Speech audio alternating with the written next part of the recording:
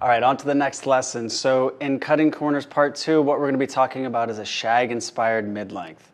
The way we're going to approach it is we've already prepped her hair with a little bit of curl cream, also to give it a little weight, but also some of that hold. So we've already put in a profile parting separating left from right, and then a radial parting separating front from back. You know, a shag haircut isn't a shag for me without the front part really being cut away. It's one of the timeless, iconic, recognizable traits about the haircut. So we're getting our fringe section by taking sections off of that profile parting, and we're going back to the second curvature. Why the second curvature? Because that's the top of the hill. Everything can fall over to the sides past the second. If we go up to the second, it will still fall back down. So taking two diagonal forward partings gives us our fringe.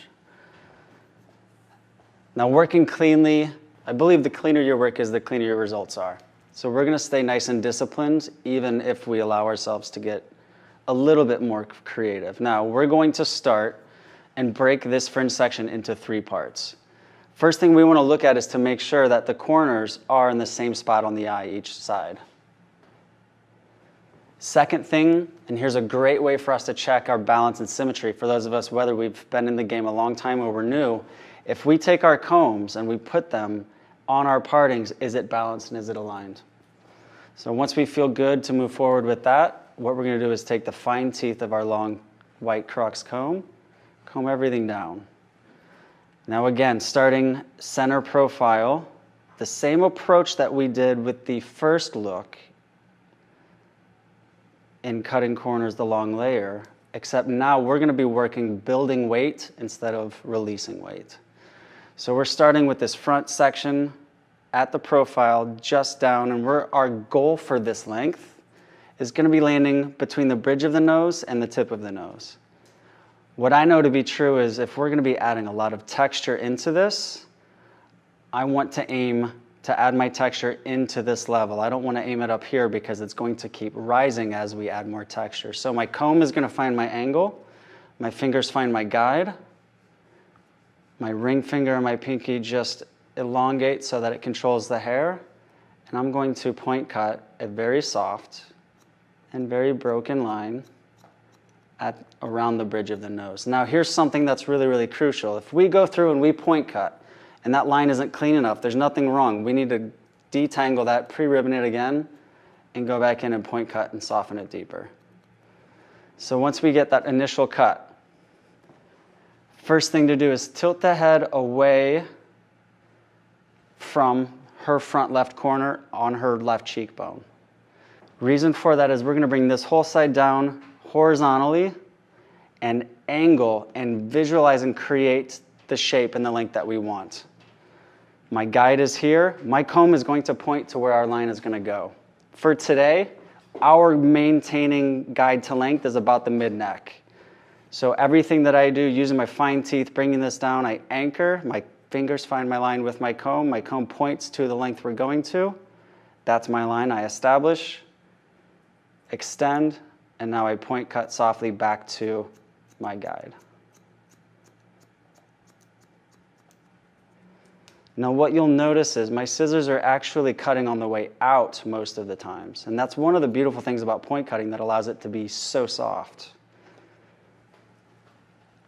Before we move forward, let's achieve balance. So again, if her head's upright, we tilt her head away from her right cheekbone. Again, tilting the head away allows us to maintain a little bit more weight and strength in the shape. Our softness is giving us the texture, not the elevation. So coming straight down, we can see here's my guide.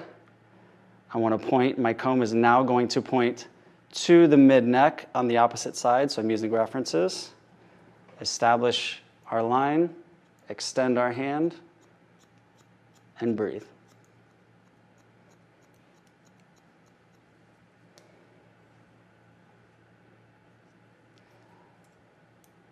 So one thing that is really important for me and when we're working is consistency with tension.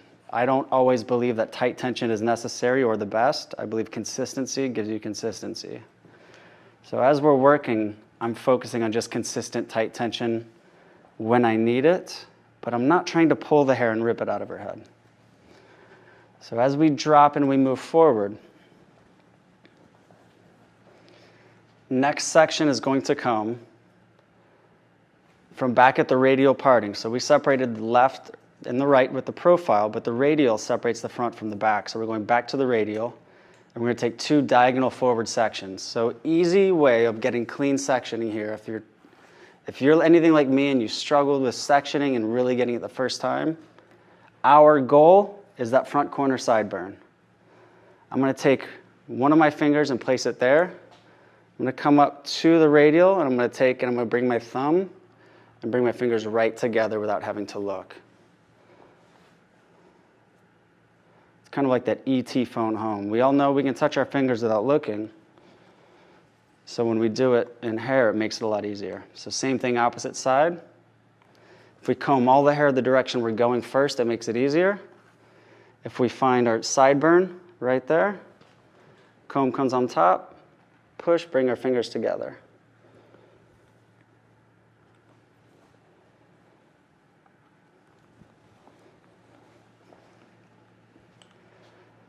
Now again, we want to maintain a low elevation with this, and we're going to be working, visualizing that line going to the mid-neck. With this shape, we're cutting out that front corner. Remember, we're cutting corners today. So natural fall, all of the hairs being brought down in natural fall, and we're cutting it with a soft edge, but still building a lot of weight in the shape. So bring it straight forward.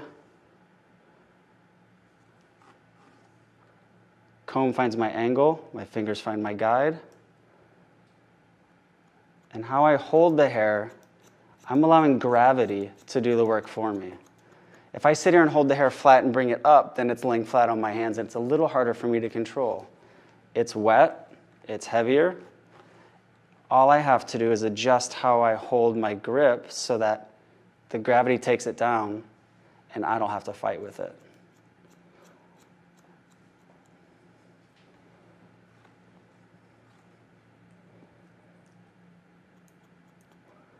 So we're going to cut one side, and we're going to go back and forth and achieve balance as we go. Much easier to achieve balance and find out a hiccup one step later than to go 3 steps and realize that you're off the path. So again, our comb finds our angle here. We've already started our cut. We're distributing the hair towards the face. So it's not straight down at 0. It's not straight out at 90. We'll call it 45, just towards the face. Lay the hair across our hand. And we're just going in and point cutting that soft angle going to the mid-neck at the side. Now a key to this is keeping our elevation low, because as soon as our elevation jumps up, the shape gets really, really distorted, especially in these front corners. So we'll keep moving. Everything's done in front of the radial in the same fashion. And we have one section left. So we'll bring everything straight forward towards the face. Fine teeth of the comb to get really clean on our distribution and natural fall. Our comb will find our angle before our fingers get there. Our fingers just hold. And we're just softly point cutting our way to the mid-neck.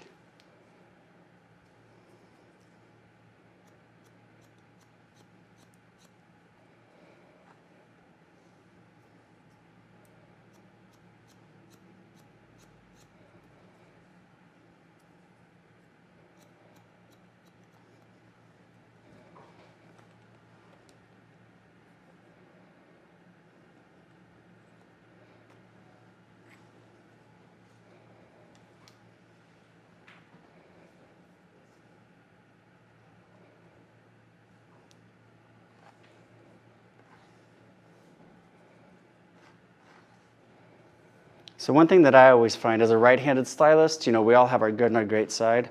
On the right side, it's a little easier for me to bring my fingers towards me because it's more comfortable. It's harder for me to keep that position. So I always have to double check and remind myself. So I'm towards the face, keep my fingers on my comb's line. I don't want to make my fingers do something that's more comfortable for me, that's not accurate or consistent. Let the comb find the line every time. So if I go through and we cut it, and it doesn't feel like we took enough out, then go back through it again. Again, directing towards the face, so we're not here at 90, or 0 or 90, we're at 45. Comb finds the angle, fingers find the guide, and our goal is the middle of the neck. Now again, these are blueprints. It's always amazing to learn a haircut, especially when that haircut can earn you a lot of money in the salon. It can be a cash profit. But I think there's also something to be said is when we do classes, when we take these and we're growing and learning, the idea of having a blueprint to work from to create more than just one look is ideal. And that's exactly what we're doing here. So we're going to continue and we're going to actually jump from the perimeter to the interior in the layering now. And here's why. We've just created a sweep of weight that goes from the face into the mid-neck. So that's the visual guide that we're going for here.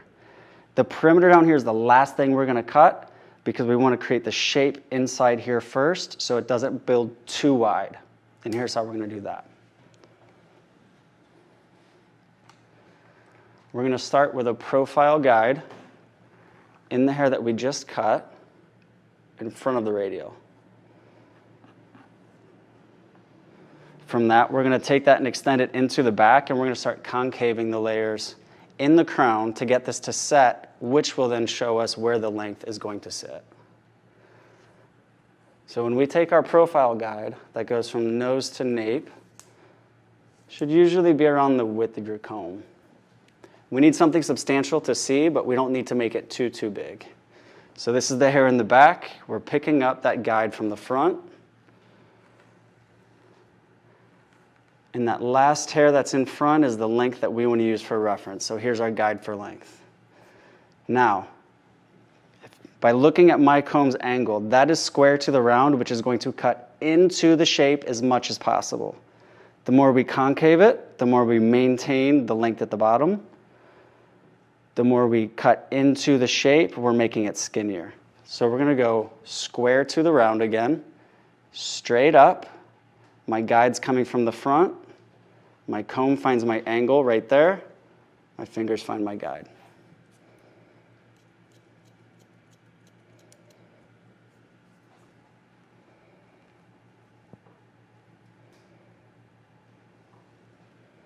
And again, we're utilizing the triple clamp here just to secure this so it makes our life easier and we don't have to be regathering the hair constantly.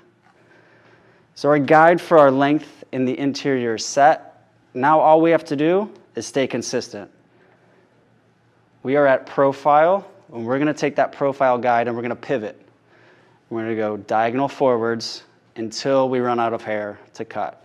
Now the only difference that might be new is that we are not working with a stationary guide. We are pivoting, working with it. So again, cutting corners off. Two guides come together to make one. I click and I stand square to it. Fine teeth of the comb. Find that angle on the head shape right there. Come straight up. Triple clamp, fingers, guide. There's not too much hair to cut off there yet. Now what you'll find is when we do pivoting sections, the top of each section is always the skinniest. So if it feels like there's not a lot of hair to cut in the second or third guide, there might not be because the top of that section might not be that big.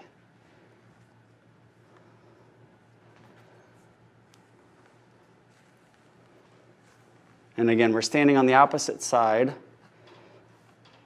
pulling to us for consistency, finding our guide, and removing the excess.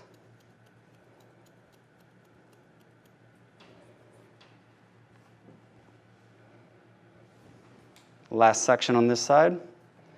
We're going to go past the radial into the front of the hair and bring it back at the radial.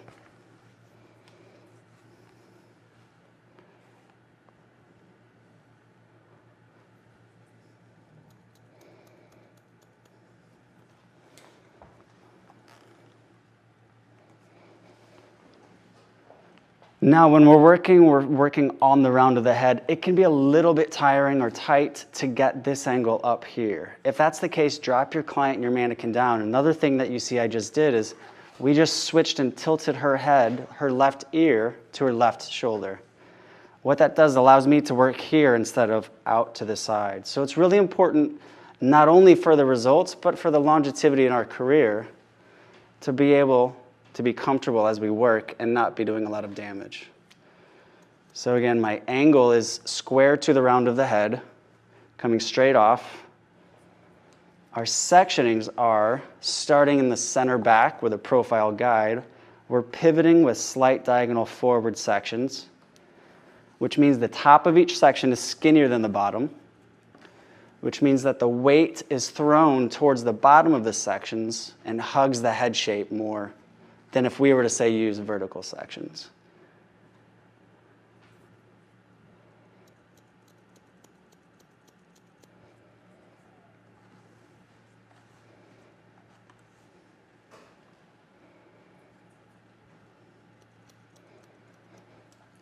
Last section behind the ear, we stop before the radial. We go in front of the radial, and we bring it back.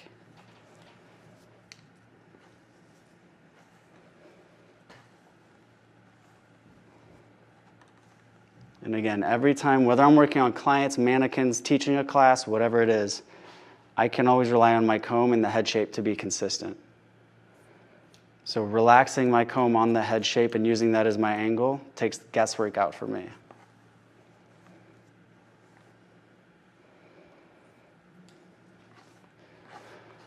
All right, so a bit of the layering is done, a lot of the interior is done. Now we're gonna take off the rest of the length before personalizing it. And here's how we're gonna do it. We're gonna get out of our comfort zone in terms of lines and being so strict, and we're going to freehand this length with a twisting and slicing method. Now here's the goal and here's our idea with it. If any of you are anything like me and you've tried to cut a straight line and then soften it and point cut it, it takes forever. So we're going to establish our length at that mid-neck, and we're going to take small sections and we're going to twist it. And when we twist, we're not going to twist 10 times and make it super tight. We're going to twist it twice. If our guide is at that mid-neck, we're going to start cutting 1 inch or 2 inches above it and very gently melt some of the weight off of that with the length. I'm not worried about the extra length because we're going to go back through and clean that up. So what we're looking for is we are looking to open up the perimeter in the bottom of this, because this is one of those areas in a haircut that just can be a dead zone. It doesn't get much movement going. So working around the head, keeping low elevation, just twisting and slicing into those ends.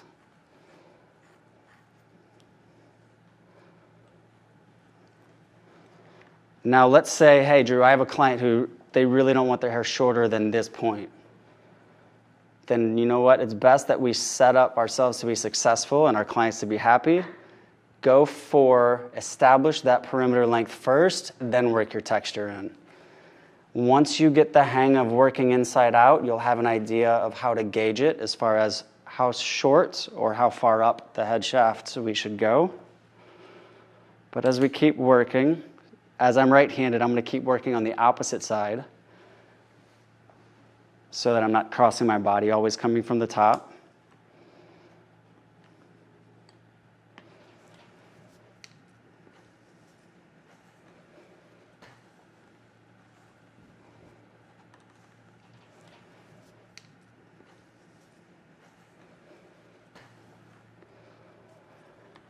So I think the idea is not to try to be too consistent with this. As we come through, whether you're twisting or whether we're channeling, the idea is just to open it up. And so we're really using the heaviest, the fattest part of the scissors, and really just adding some movement and some texture into that before we really refine that line.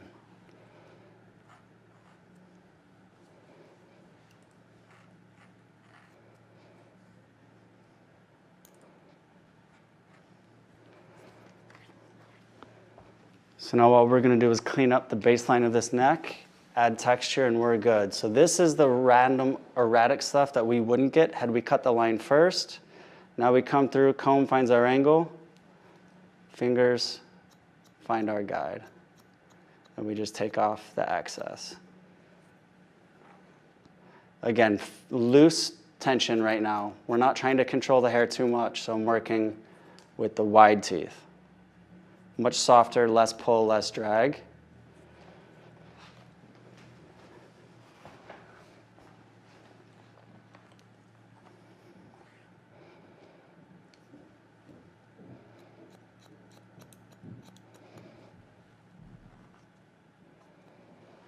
And now once we get that perimeter length set up, now it's time to move on to the personalizing.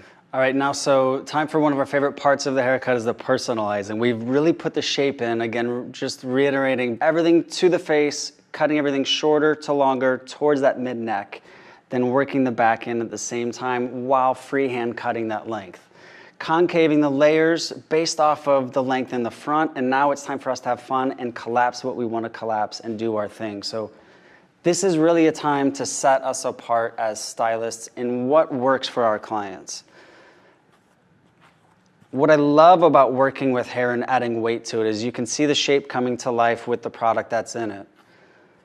And sometimes it really can be helpful to see how that shape is coming to life as it's drying, because then we can really just kind of switch how much hair we might need to take away. So I'm going to open this up above her left eye just slightly, and what we're doing is we can take this and we can twist it, or we can take it and I'm going to bring it straight down and I'm going to elevate it slightly off the head. Again, why? The higher it rises, the softer it will fall. And we're going to come through and really just take a bit of this out. The guideline, the blueprint, the outline for the haircut's perfect for her, but she needs a little bit more detail right through there.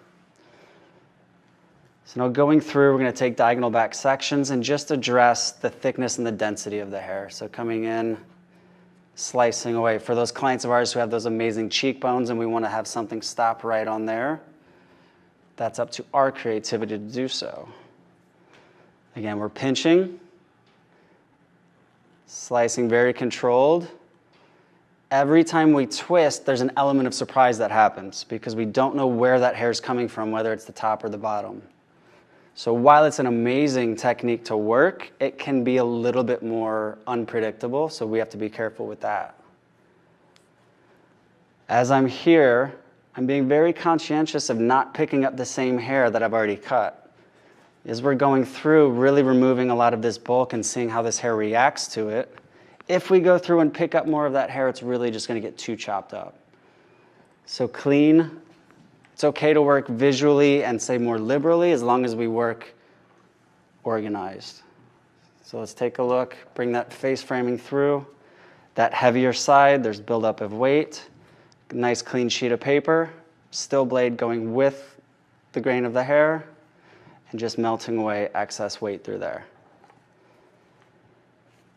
And one thing to keep in mind is we don't want to go through and disrupt the whole shape entirely. We want to add to it. And one way we can do that is if we have a layer pattern, top to bottom, all the hair falls in a line as it's cut. If we want to kind of stir the pot, shake it up, we come through and cut more random bits inside the hair. Sometimes those longer bits lay on top of the shorter hair, and it gives us those little itty bitty flicks that happen. So if you're looking for more energy to it, try doing a little bit more of an erratic or say randomized texture. If you want predictability, if you're with a client who wants to know exactly how their hair is laying, or as we are as stylists, whether it's building our confidence or we just want to know exactly how it's going to lay, we got to know when to pull that trigger. So as we keep working around, what we're looking for is buildup of weight in areas where we can create a collapse. So right through here, we'll keep taking diagonal forward. Why diagonal forward? Because it's going to soften and hug the head shape. Pick this up and elevate it, and we're going to slice into it. So I'm going to leave 2 to 3 inches out of my fingers. Open my shear as wide as I can. Rest it on my index finger. Go through the section and create blades of grass, just getting those pockets of air in between those shorter hairs.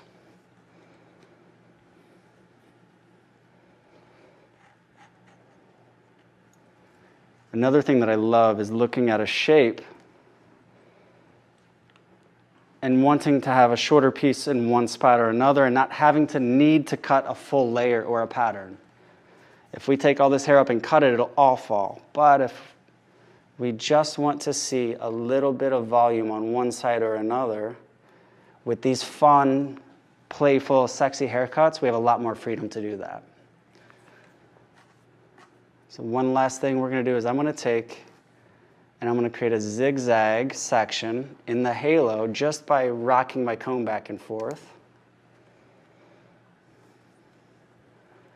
What that's doing is it's softening all the lines. Now we're not going to create a line if we try. I'm going to bring all of that to the center at the crown, which is the high point of volume. Allow a lot of hair out of my hands. And now I'm going to very deeply slice without cutting all that hair. Looking at what we did, we just created a lot more volume inside there without removing a lot of length. Let's do that on the opposite side. So again, we're not having to affect the layers. We're not affecting the density, the integrity of the length. Comb the hair the direction we want to part. Comb goes on the head, we zigzag. Fingers separate. Now we bring it up into the crown. Peace sign, grab it, triple clamp, 3 to 4 inches out. And now we slice big blades of grass into the volume at the crown.